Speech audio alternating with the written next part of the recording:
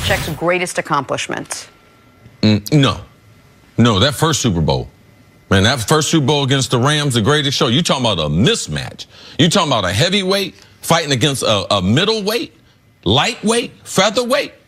That's what that first upset was. So I've seen him do a great job. I think the overall resurrection of his career from a failure in Cleveland to the success of they traded draft picks for him there in New England. There's so many stories that are critical to Bill Belichick and his greatness. No, I don't think this. That one that got the party started, to me, that was the biggest, because he gained credibility, not in the football world, but with football players. They'll do whatever. Man, I don't care what kind of talent you had. Guys start calling Belichick. Hey, I'll do whatever you want. Randy Moss. Guys started serving Troy Brown. I'll play defense. Guys start doing different stuff because they believed in his coaching ability. They believed that their career was in better hands with them. Forget what they thought of themselves as a player, but I'm going to trust you. And that gave time for Tom Brady and all these other things to develop. But that first one against the greatest show on turf, which was one of the greatest offenses I had ever seen, the way they dismantled them, the way they took advantage of the rules, a rush in. Instead of him rushing the passer, Marshall Faulk coming out, man, he hit him in space. I was like, we had never seen that before. They changed the rules after that. So for me, that first one against the Rams, that right there was the best thing I've seen him do. Let me attack this from a little different angle and see what you think of it. The first one against the Rams was the most important, no question. And as far as an individual game, it was as impressive as anything he's ever done, because they were 2 touchdown underdogs, because the offense had not been prolific at all throughout that playoff run, and they knew they were going to have to slow down what was up to that point one of the greatest offenses we've ever seen. But this year, if they win on Sunday, the totality of the playoffs and Belichick's fingerprints all over the games, to me, will be neck and neck with how impressive it was. What do you mean? What I mean is, Belichick and the staff saw what the Chargers did in the wild card round and said, okay, offensively, here's how we're going to attack that defensive front with 7 defensive backs.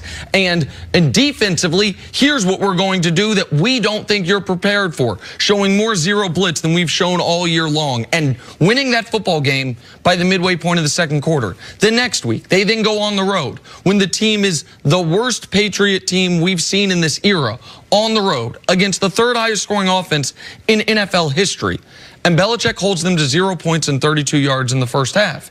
Now, yes, the Chiefs offense got going in the second half, but that they won that game. Their margin was 6. They got 14 up in the first half. If he is then able to also follow it up with slowing down a 13-3, 30-plus point a game Rams team, it will, with what I consider far inferior defensive talent to what they had in that first Super Bowl and to what they had in that first era, it will be as impressive of a coaching accomplishment as is on his resume. And it just continues to widen the gap between he and the other coaches. The second most Super Bowl wins is Chuck Noll with 4. The second most Super Bowl appearances is Don Shula with 6. You mentioned Curly Lambeau and George Halas.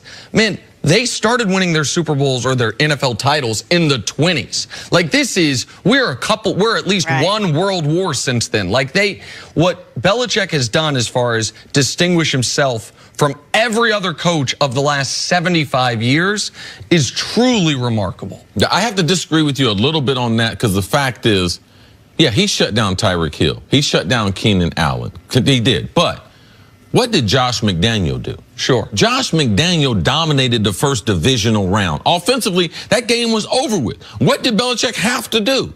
You got a team coming from L.A. playing in the cold. What's happened in the past? They played just like we saw the Chargers play. Kansas City. Who got up in the morning to meet with the quarterback, wide receiver, tell him I got 8 new plays we're getting ready? Josh McDaniels. Okay, so his ability with his staffing, all those things are legendary. But what the offense did compared to the defense performance and shutting down, at that time, the greatest offense, the most explosive offense, the most feared offense I had ever seen in the greatest show on turf, what he did to them was defensive. He manhandled them. Totally a mismatch on paper. It was Buster Douglas, Mike Tyson. We saw it in a football game, and that to me would be a crown jewel of everything I've seen him do. And this year, it's just another trinket, another rhinestone in the crown. Yes. You will be able to talk about it. Wow, after being blown out on the road, man, they went to Kansas City. So great story in itself, but how it got started, I believe the biggest of them all. I mean, and it's impressive enough. We're talking about which of his Super Bowls. I mean, to get to the point. Exactly. All right, let's move on from football. We'll get back to this in a second. The latest on Anthony Davis now. While the divorce isn't exactly final, it's certainly imminent, as Davis was noticeably edited out of the Pelicans pregame hype video last night. Despite the bold statement, New Orleans seems to be in no rush to trade AD, reportedly having no interest in dealing him to the Lakers right now. And the Pelicans may even shut the big man down for the season to prevent injury. Nick, what was your reaction to all of this? My reaction to all of this is it is less likely today than it was yesterday that Anthony Davis is traded before the deadline. But I don't think people should dismiss it as a possibility. I think it is incredibly likely, overwhelmingly likely, that traded or not, Anthony Davis has played his last game as a Pelican. Because if they know they're moving on from him and he has an injury history and they are incentivized to lose games, that you edit him out of the video. He's not on the bench the entirety of the game. He leaves the bench area a little bit early, and they have decided to move on from him, even if he remains on the roster. But people, when they're evaluating this, and we talked about this a little bit before the show, they need to recognize the odd ownership general manager situation in New Orleans. Dell Demps is the GM. He's a basketball guy. Dell Demps reports to Mickey Loomis. See, who's Mickey Loomis?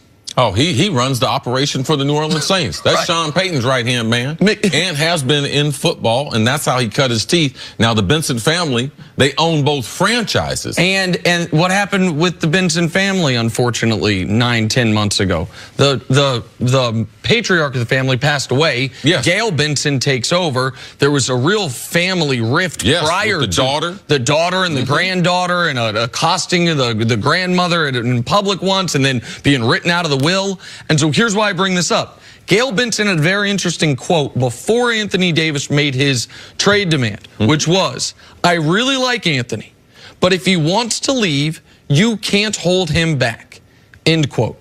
And I say that to say this. If Gail Benson says she's at some point, if she hasn't already, going to inquire about what the plan is.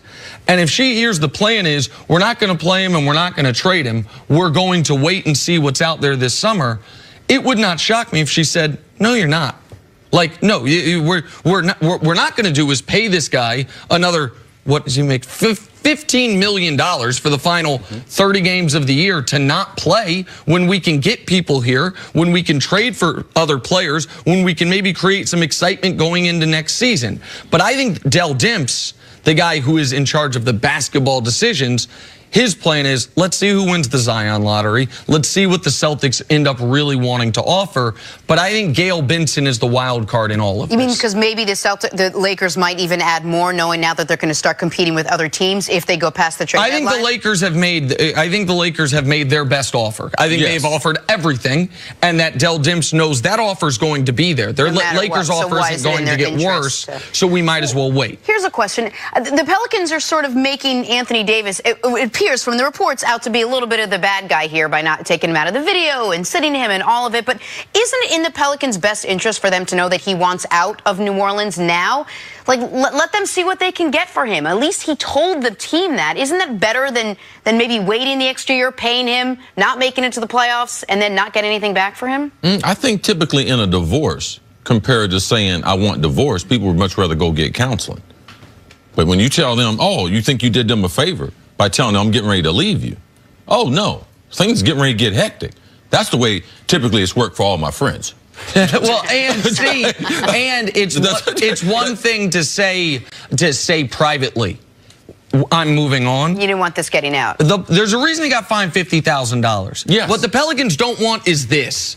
Is Anthony Davis on graphics next to LeBron, all the speculation. He could have done what technically, and I don't blame him for not doing this, by the way, what the rules say, which is you can request a trade, but you cannot do it publicly. Yeah, and I just believe if Mr. Benson, God rest his soul, if he's alive, he does it a little bit different. And the reason why? He's a showman.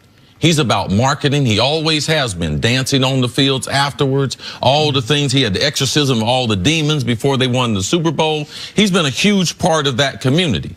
What happened to Chris Paul, he wouldn't let that happen with Anthony Davis. So I just believe he would go about it a little bit different, even though you still might get the same result. It's in the best interest of the Pelicans to hold on to him as long as possible. Regardless of what LeBron wants, regardless of what Clutch Sports wants, it's in their best interest to keep the star player until everyone can participate. And that means Celtics move Kyrie Irving, and let's see what the Celtics and Danny Ainge and everyone's got. Let's see who wins the Zion lottery. Let's see what the Knicks have. That's what's best for the Pelicans moving forward. Knowing the Lakers offer will still be there. Right. All right. Yay, offseason. Coming up, what will it take for Jared Goff to knock off Tom Brady? That's next on First Things First.